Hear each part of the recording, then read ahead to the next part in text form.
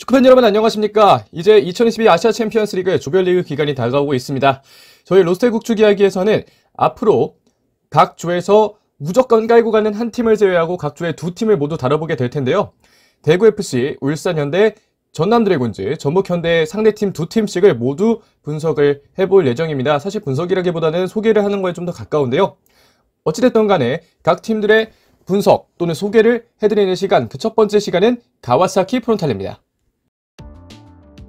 먼저 가와사키 프론탈레 감독부터 말씀을 드리도록 하겠습니다. 가와사키 프론탈레 감독은 토루 오니키 감독인데요. 2017년부터 가와사키에 부임한 토루 오니키 감독은 지금까지 리그 우승 총 4회를 만들어냈습니다. 가와사키에서만 감독을 주로 수행을 하고 있고요.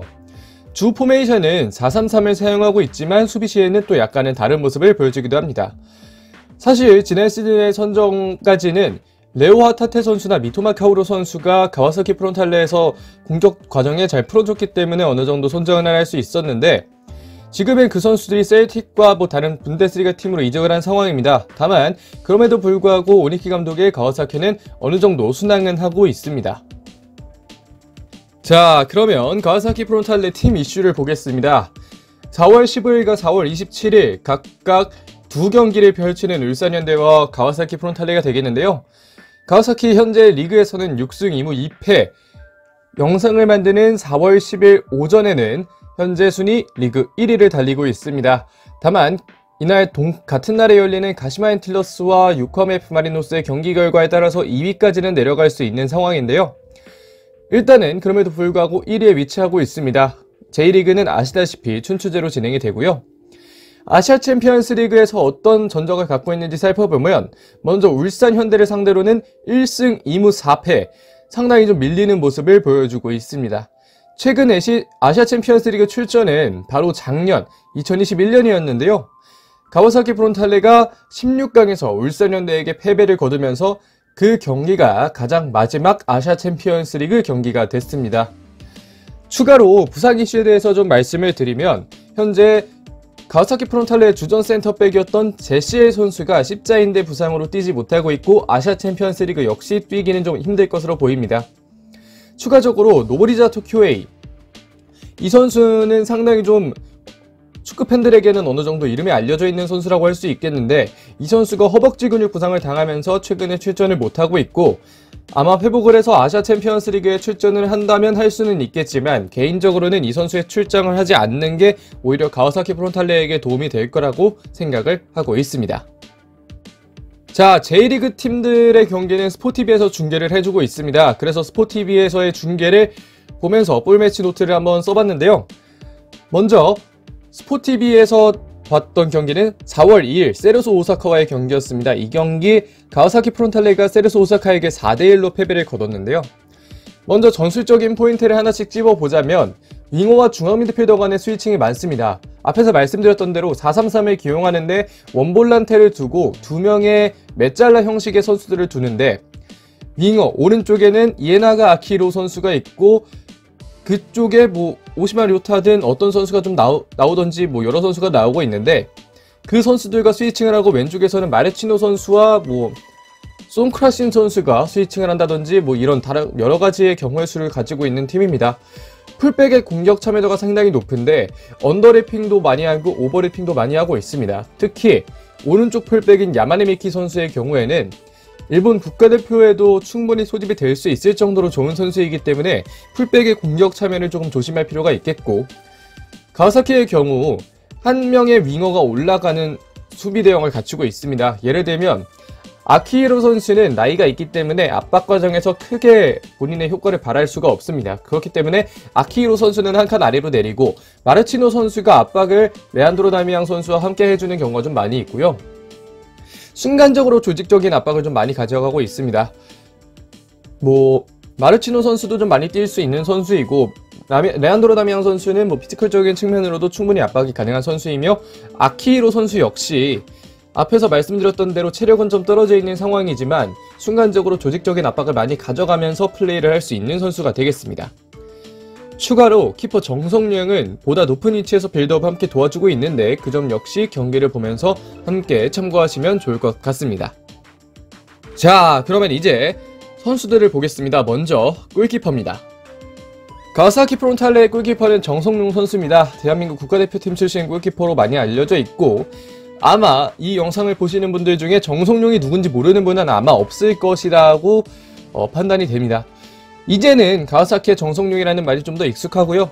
나이가 들면서 판단력은 점차 더 좋아지는 모습이 보이고 있습니다. 사실 정성용 선수라면 뭐 킥도 좋고 뭐 세이빙도 괜찮은 선수였는데 판단력이 조금 떨어진다라는 이야기가 있었지만, 판단력이 사실 이 선수가 가끔의 판단력 미스로 인해서 미스가 좀 큰 미스가 발생하는 경우도 있지만 판단력 자체는 그렇게 나쁘지 않은 키퍼였거든요. 그러면서 이제 점점 더 나이가 들면서 골키퍼로서는 어느 정도 무르익는 시간이 왔고, 킥까지 한 번에 좀 다미양 선수라는 아주 좋은 타워가 하나 있다 보니까 점점 더 좋은 플레이를 보여주고 있는 정성용 선수입니다. 자, 그러면 이제 수비수 보겠습니다. 먼저 왼쪽 풀백입니다. 사사키 아사히 선수입니다. 2000년생, 상당히 좀 어린 나이의 선수인데요. 신인 레프트백입니다. 모브리자 토큐의 부상으로 인해서 계속해서 출전을 하고 있는데, 사실 어린 선수이다 보니 수비 상황에서 아주 안정적이라고 볼 수는 없습니다. 가끔씩 뭐 아주 중차대한 미스라고 하기는 어렵지만 몇 번의 미스가 조금씩 나오고 있고, 그런 점이 조금은 가와사키 입장에서도 좀 위험한 포인트가 될 것 같습니다. 다만 이 선수가 정말 레프트백이기 때문에, 그리고 또 언더래핑이든 오버래핑이든 자주 시도하기 때문에 크로스나 슈팅 과정에 있어서는 충분히 좀 조심을 할 필요가 있겠고요. 다만 이 선수를 뚫어내야 울산이 이길 확률이 높아집니다. 이 오른쪽에는 주로 엄원상 선수가 출전을 하게 될 텐데, 엄원상 선수가 얼마나 좋은 공격 능력을 보여주냐에 따라서 사사키 선수를 뚫고 가와사키 선수가 가와사키를 상대로 충분히 득점을 할 수 있지 않을까 싶습니다. 자, 센터백입니다. 센터백은 카즈에 야마무라 선수입니다. 작년 16강에서는 제시엘 선수와 파트너를 맞춰서 출전을 했던 선수인데요. 이 선수가 186에 80이긴 하지만 신체 조건을 이용한 등딱에는 조금 약한 모습이 있습니다. 그리고 1989년생 좀 베테랑 선수이기 때문에 반응 속도 측면에서도 그렇게 빠른 선수라고 할 수는 좀 없고, 도전하는 스피드 스타일도 아니기 때문에 이 선수가 좀 뒤에 머물러 있으면 앞에서 소개해드릴 쇼고 타니구치 선수가 조금 더 나와서 파이터 형식으로 수비를 하는 그런 모습이 많이 보이고 있고요. 이 선수는 어떻게 보면 좀 기술로 뚫어야 하는 그런 어려운 측면이 존재를 하긴 합니다. 자, 앞에서 말씀드렸던 대로 현재 야마무라 선수의 파트너는 쇼고 타니구치 선수입니다. 지난 16강에서 제시엘 선수와 야마무라 선수가 출전했던 이유는 타니구치 선수가 부상이었기 때문이었는데요. 쇼고 타니구치 선수는 원클럽맨이자 팀의 주장입니다. 아무래도 팀의 좀 중심을 잡아주는 선수라고 할 수 있겠고, 현재 J1 리그 최고의 센터백 중 한 명입니다. 지난 2년 연속 베스트 11에 선정될 정도로 좋은 수비를 많이 보여줬고요. 전체 수비진 라인을 리딩하는, 앞에서 말씀드렸던 대로 굉장히 안정적인 수비수입니다. 파이터 형식으로 수비를 하긴 하지만 이것이 야마무라 선수와 있을 때는 파이터 형식으로 좀 더 많이 나온다면, 제시엘 선수와 출전을 할 때에는 제시엘이 조금 더 파이터 형식으로 수비를 하고 타니구치 선수가 뒤에서 리딩을 맞춰주고 있습니다. 183cm, 센터백이라서 아주 큰 키는 아니지만 충분히 위협적인 선수이기도 합니다. 자, 가와사키의 오른쪽 풀백 미키 야마네 선수입니다. J리그1 최고의 라이트백입니다. 현재 이 선수 역시 2년 연속 베스트 11에 선정이 됐는데요. 오버래핑 이후에 오른발의 패스 정확도가 높습니다. 뭐 골문 앞쪽으로 찔러준다든지 아니면 아예 크로스를 올린다든지 이 선수가 상당히 좀 위험한 선수이고요. 작년 3월 1일 우리가 요코하마 참사를 겪었는데 그 당시에 우리를 상대로 선취골을 넣었던 선수가 미키 야마네 선수입니다.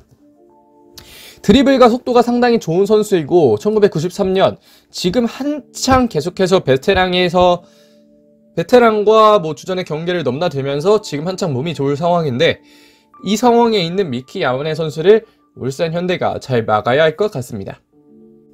자, 서브로 나올 수 있는 선수 신타로 쿠르마야 선수입니다. 어느 포지션에서도 굉장히 안정적인 수비수이고요. 패스 선택도 좋고 정확도도 높은 편입니다. 뭐 바로바로 전방에 공격 기점이 되는 패스를 많이 찔러 넣어주는 선수이고, 다만 이 선수가 시즌 초에 부상을 좀 당했었는데 이 부상에서 완벽하게 회복했는지는 아직까지 미지수입니다. 자, 그럼 이제 미드필더 보겠습니다. 가와사키의 수비형 미드필더는 겐토 타치바나다 선수입니다. 뭐 켄토 타치바나라고 할 수 있겠고요. 작년에는 22번이라는 등번호를 달고 경기를 주로 소화를 했습니다.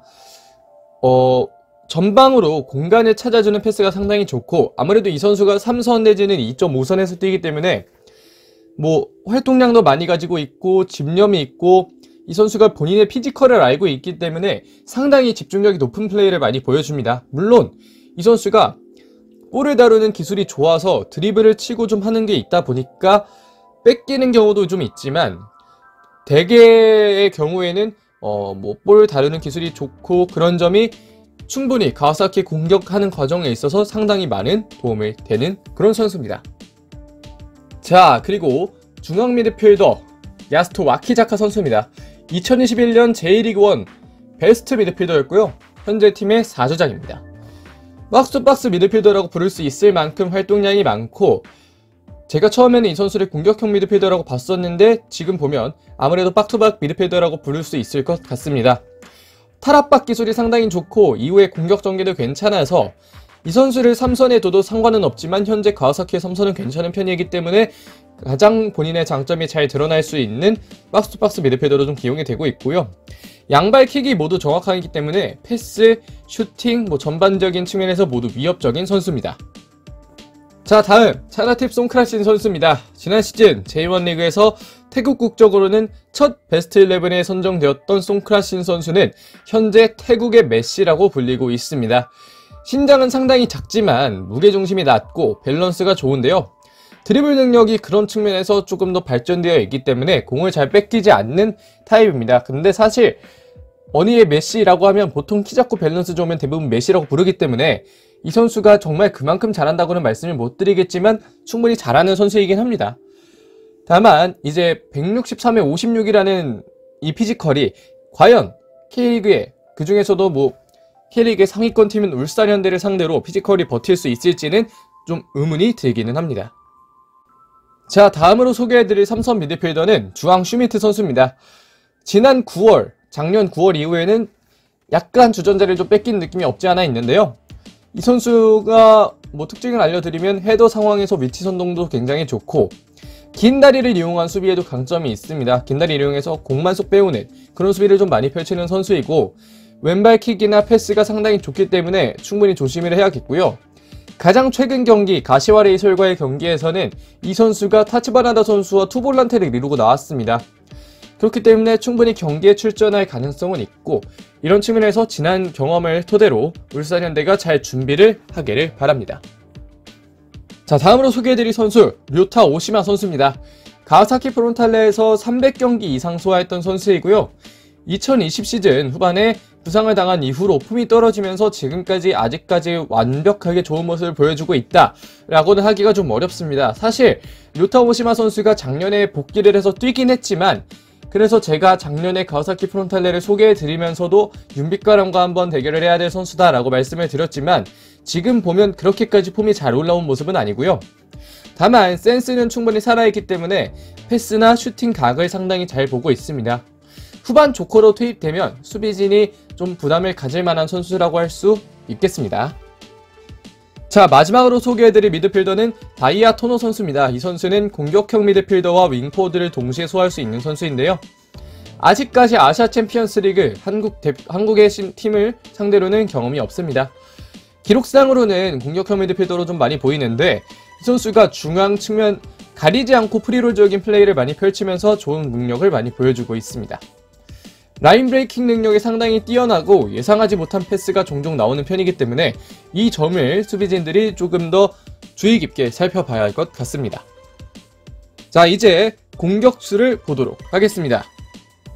가와사키 프론탈레 왼쪽 윙어는 마르치노 선수입니다. 마르치노 선수는 브라질 국적의 선수이고요. 왼쪽에서 중앙지형적인 움직임을 가져가면서 좋은 드리블을 펼치고 있습니다. 아무래도 중앙 미드필더와 스위칭도 가져가고 왼쪽이나 오른쪽에서 풀백들이 많이 올라가는 공격 상황에서는 윙어에 역발 윙어를 배치하면서 중앙지형적인 움직임을 가져가도록 하는 게 상당히 좋은데 그런 전술에 마르치노 선수가 딱 맞는 움직임을 보여주고 있고요. 그러면서 오른발 마무리가 상당히 깔끔하고 센스가 있습니다. 키퍼가 나오면 툭 치고 올리면서 들어가는 경우도 있고 다른 여러가지 경우가 좀 많이 있고요. 수비 가담도 굉장히 적극적으로 가는 선수이기 때문에 압박 상황에서 충분히 조심할 필요가 있어 보입니다. 자, 가와사키의 오른쪽 윙어 아직도 뛰는 아키 선수입니다. 아키 선수 역시 반대발 윙어로 기용되면서 오른쪽에서 중앙지형적인 움직임을 가져가고 있고 특히 왼발로 마무리하는 게 마르치노 선수의 오른발처럼 상당히 좋습니다. 왼발로 끊어차는 킥의 정확도가 높기 때문에 뭐 그런 점에서 크로스나 슈팅 모두 좀 조심을 해야겠고요. 경험이 많은 선수이다 보니까 드리블이 상당히 침착하고 그 드리블을 통해서 수비진들을 제치는 능력이 굉장히 뛰어납니다. 자, 역시 가와사키 프론탈레 스트라이커는 레안드로 다미앙 선수입니다. 사실 지난 시즌에 이제 16강 경기를 하면서 많은 커뮤니티에서 김기 다미앙에 찍힐 듯이라는 얘기가 있었는데 이제는 그게 민화되었죠. 사실 그날 경기에서 아주 잘했다고 보기는 좀 어려웠습니다. 이 선수는 부주장이고요. 뭐 아셨을 수도 있겠고 모르셨을 수도 있겠지만 현재 브라질 국가대표까지 경험을 했던 선수입니다. 17경기 3골을 득점을 했고요. 물론 지금 뛰지는 못하고 있지만 한때에는 정말 주목받았던 그런 브라질 유망주였습니다. 제가 보기에는 AFC 소속 리그를 통틀어서 최고의 스트라이커가 아닐까라는 생각이 좀 들고요. 압박이면 압박, 등딱이면 등딱, 패스, 슈팅 모든 게 뛰어난 컴플리트 포워드입니다. 자, 이제 서브로 나올 수 있는 선수들 말씀을 드려야겠죠. 먼저 유 고바야지 선수입니다. 가와사키 통산 421경기 164골을 기록한 레전드 선수이고요. 장점이었던 포스트 플레이는 현재 나이가 들면서 다소 약해진 느낌이지만 센스만큼은 아직까지 굉장히 좋은 선수입니다. 라인 브레이킹 능력도 괜찮기 때문에 충분히 좀 조심을 해야 될 필요가 있지 않을까 그런 생각을 하게 됩니다. 자, 다음으로 소개해드릴 스트라이커 케이치넨 선수입니다. 다미앙 선수만 없었어도 충분히 주전 획득이 가능했던 선수인데요. 지난 시즌 승부차기에서는 승부차기 1번 키커로 나눠서 공을 성공을 했습니다. 볼에 대한 집념이 상당히 강하고 공을 잘 안 뺏기는 선수이고요. 이 선수 역시 라인 브레이킹 능력이 상당히 좋아서 뭐 지금 스트라이커로는 적어놨지만 윙포워드까지 함께 뛸 수 있는 그런 자원입니다. 자, 가와사키 프론탈레 이제부터 J1 리그 팀에는 각각 좀 조언한다 편을 만들어 드릴 건데요. 울산에게 가와사키에 관해서 조언을 한다면 공을 잘 차는 선수들이긴 하지만 가와사키에게는 빈틈이 있습니다. 특히 왼쪽에서 사사키 선수가 나올 경우에는 앞에서 말씀드렸듯 그쪽을 좀 노려봐야 하겠다라는 생각이 좀 많이 들고요.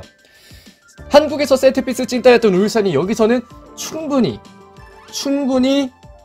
세트피스 상황에서 좋은 능력을 보여줄 수 있습니다. 왜냐하면 가와사키에는 레안드로 다미앙 선수는 충분히 좋은 선수이고 상당히 위협적인 선수이지만 다른 센터백 제외하고는 울산이 사실 이겨야 하는 센터피스 조합입니다.